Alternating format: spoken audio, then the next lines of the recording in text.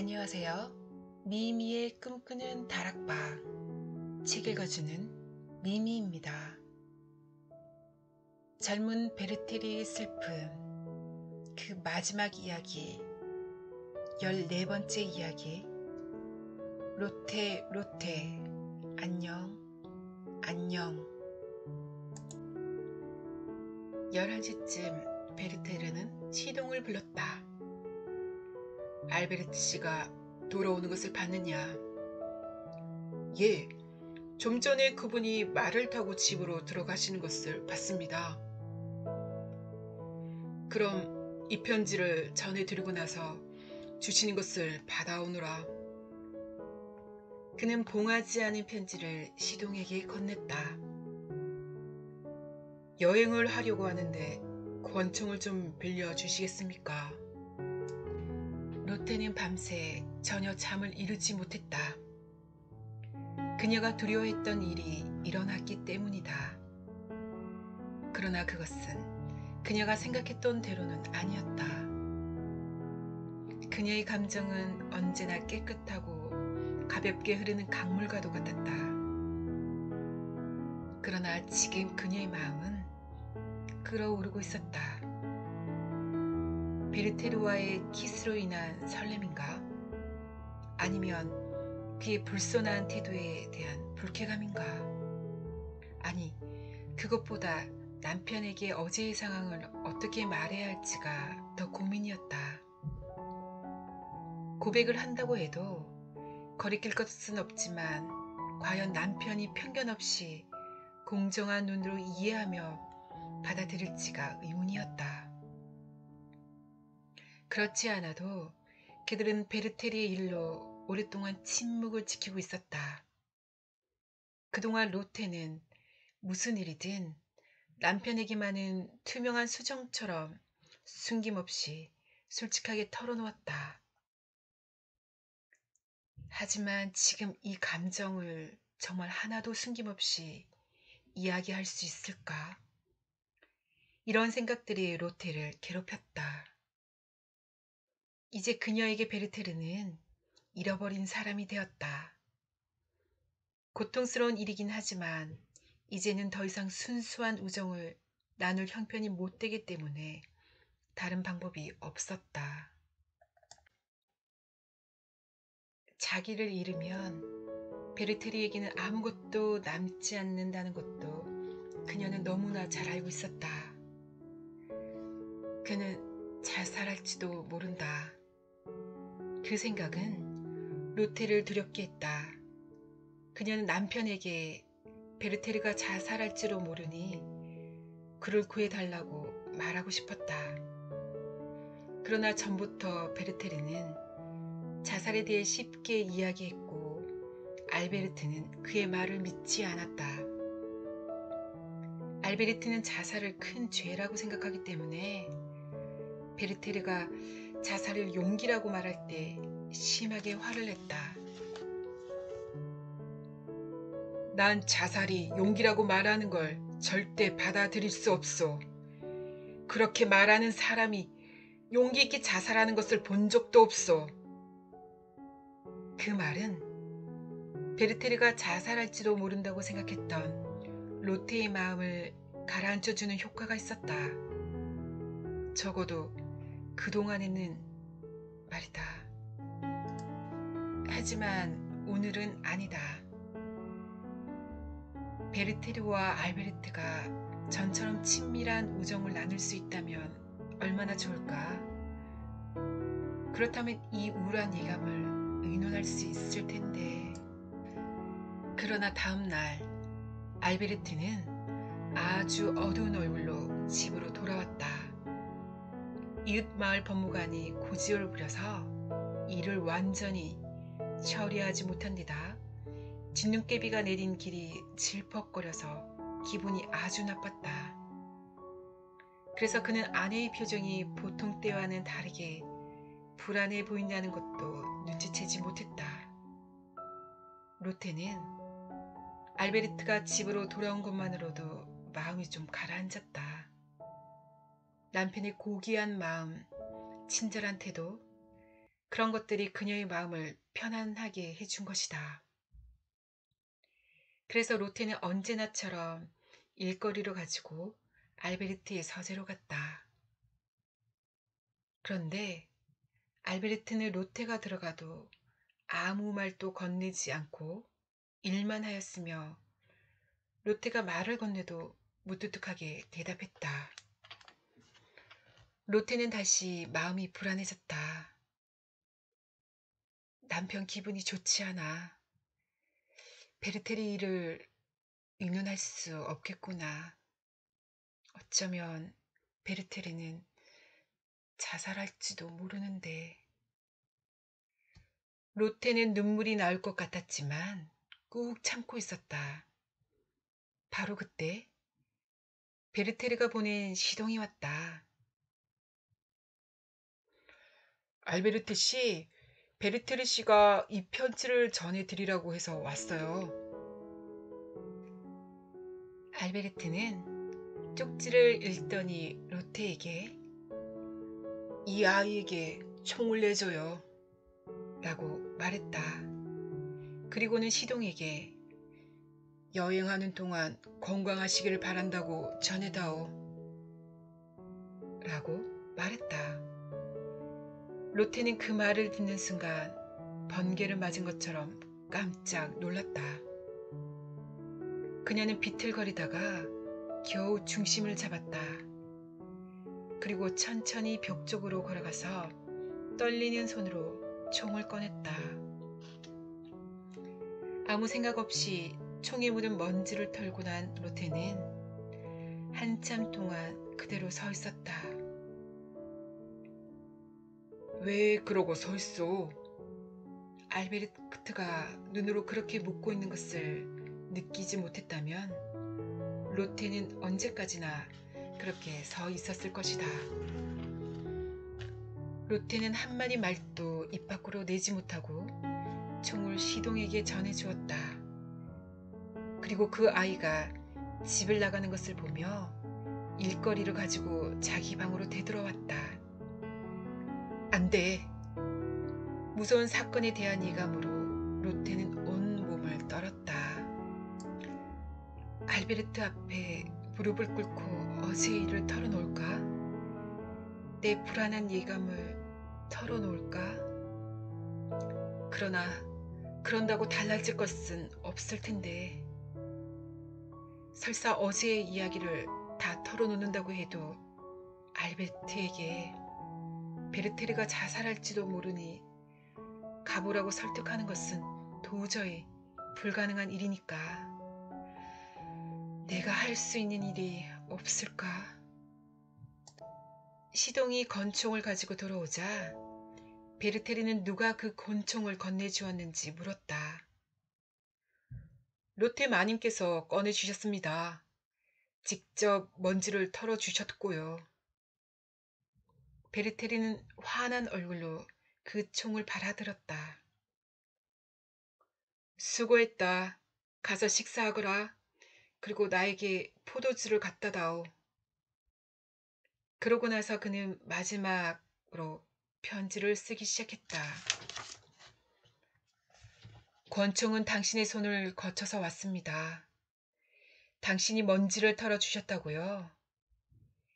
당신이 직접 만졌던 물건이기에 나는 1000번이나 그 총에 키스를 했답니다.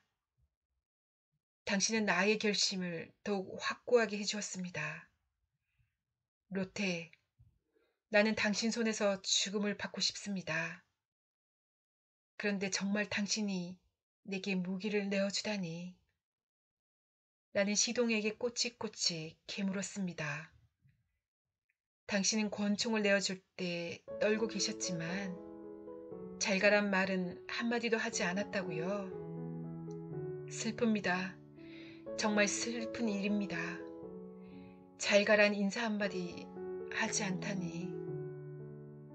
어제 그 순간 때문에 당신은 나에 대해서 문을 꼭 닫아 건 것입니까? 로테, 1000년 세월이 흘러가도 어제 받은 감동은 사라지지 않을 것입니다. 이렇게도 당신을 향한 마음을 불태우는 한 남자를 당신은 설마 완전히 미워하지는 못하겠죠? 편지를 다 쓴 뒤 베르테르는 시동에게 짐을 완전히 꾸리라고 지시했다. 서랍 정리도 깨끗하게 끝냈고 서류 같은 것은 다 찢어버렸다. 그리고 남에게 갚아야 할 것은 아무리 사소한 것이라도 다 갚았다. 그는 비를 맞으며 교회로 나가 정원을 오랫동안 산책한 다음 어둑해질 무렵 집으로 돌아와서 또다시 편지를 썼다. 빌헬름, 마지막으로 나는 들과 숲과 하늘을 보고 돌아왔다네. 자네도 부디 잘 있게. 어머니 용서해 주십시오. 빌헬름, 어머니를 위로해 드리게. 하나님께서 그대들을 축복해 주시기를. 내 소지품은 모조리 정리해 두었네. 잘 있게. 우린 나중에 더 즐거운 마음으로 만날 수 있을 거야. 알베르트, 나는 당신의 호의를 악으로 보답하였습니다. 그러나 당신은 나를 용서해 주시겠지요? 나는 당신 부부 사이에 불신과 의혹의 씨를 뿌렸습니다. 안녕히 계십시오. 나는 이제 끝내려 합니다. 나의 죽음으로 해서 그대들이 부디 행복해지기를. 알베르트 씨, 제발 당신의 천사를 행복하게 해주십시오. 자, 그럼 하나님의 축복이 그대 위에 깃들기를. 베르테르는 아직 남은 서류들을 난로에 집어넣었다. 그리고 그동안 썼던 수필, 단편적인 감상문 같은 것들을 몇 개의 꾸러미로 묶고 그 위에 빌헬름의 이름을 썼다. 자, 이제 너는 가서 쉬거라. 내일 아침 6시에 역마차가 올 거야. 가기 전에 난로에 나무를 더 넣고 포도주 한 병 더 가져다 줘. 시동은 주인에게 지시받은 대로 한 다음 일찍 일어나서 출발하기 위해 옷을 입은 채 잠자리에 들었다. 로테, 주인은 아주 고요합니다. 내 마음도 정말 조용합니다.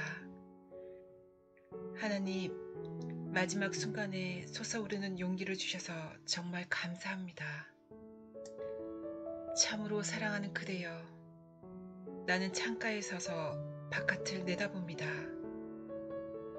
휘몰아치며 흘러가는 구름 사이에서 빛나는 별들을 하나하나 봅니다. 별들은 영원히 하늘에서 떨어지지 않겠지요. 영원하신 분이 별들을 품 안에 안아주고 계시니까요. 큰 곰자리의 별들이 보입니다. 모든 별들 가운데서 내가 제일 좋아하는 별들이죠. 내가 당신 집을 나올 때면 언제나 그 별들은 나를 바라보고 있었습니다. 얼마나 여러 번 그 별들을 쳐다보았는지 모릅니다. 모든 것이 당신을 생각나게 합니다. 당신은 언제나 나를 둘러싸고 있었으니까요. 나는 당신이 손을 댄 것이라면 무엇이나 다 가지고 싶었습니다. 정다운 그대의 초상화, 나는 이것을 당신에게 기념품으로 남겨놓고 가겠습니다. 로테, 아무쪼록 이 그림을 소중히 간직해 주십시오. 밖으로 나갈 때나 집으로 돌아왔을 때 나는 몇천 번이나 이 그림에 입 맞추고 몇천 번이나 눈인사를 했습니다. 나는 당신 아버지께 내 묘지 자리를 편지로 부탁드렸습니다. 보리수나무 2그루가 서 있는 곳입니다. 나는 그곳에서 고이 잠들고 싶습니다. 당신 아버지께서는 나를 위해서 이 부탁을 들어주실 테지만 혹시 모르니 당신도 부탁드려 주십시오. 만약 거룩하고 독실한 기독교인이 이 불행한 사람 옆에 묻히기 싫어한다면 억지로 요구할 생각은 없습니다. 어쩔 수 없는 일이죠. 그럴 때 나는 다른 곳에 묻어주세요. 자, 로테, 나는 두려워하지 않고 가겠습니다. 나는 망설이지도 않겠습니다. 내 인생의 모든 소원과 희망이 이루어졌으니까요. 로테, 당신을 위해서 목숨을 바치고 싶었습니다. 당신의 생활에 평화와 기쁨을 찾아 드릴 수만 있다면 나는 아무 미련 없이 기꺼이 죽을 수 있습니다. 로테, 당신의 손이 닿음으로써 정결해진 이 옷을 입은 채로 묻히고 싶습니다. 당신 아버지께도 부탁드렸습니다.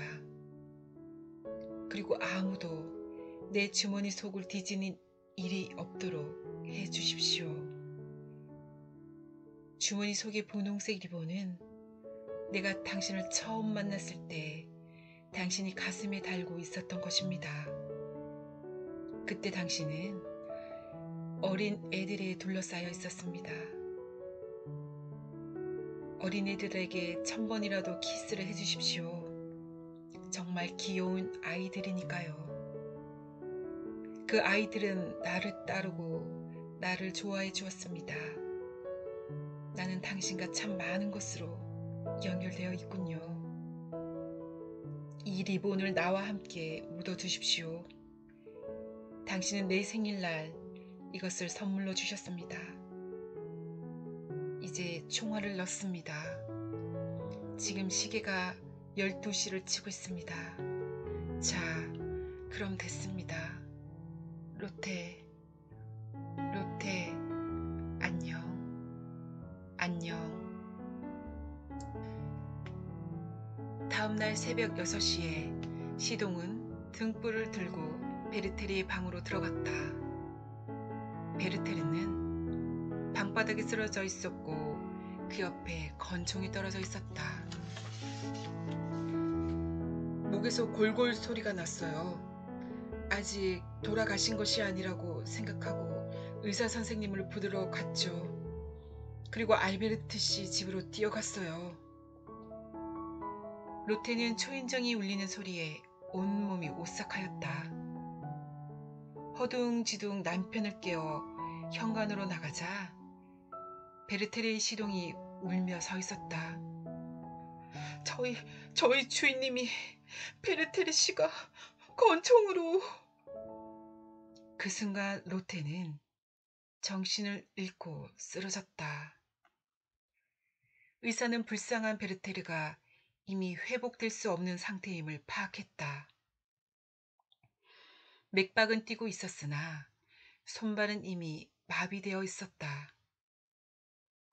베르테르는 창문 쪽으로 얼굴을 돌려 하늘을 보면서 누워 있었다.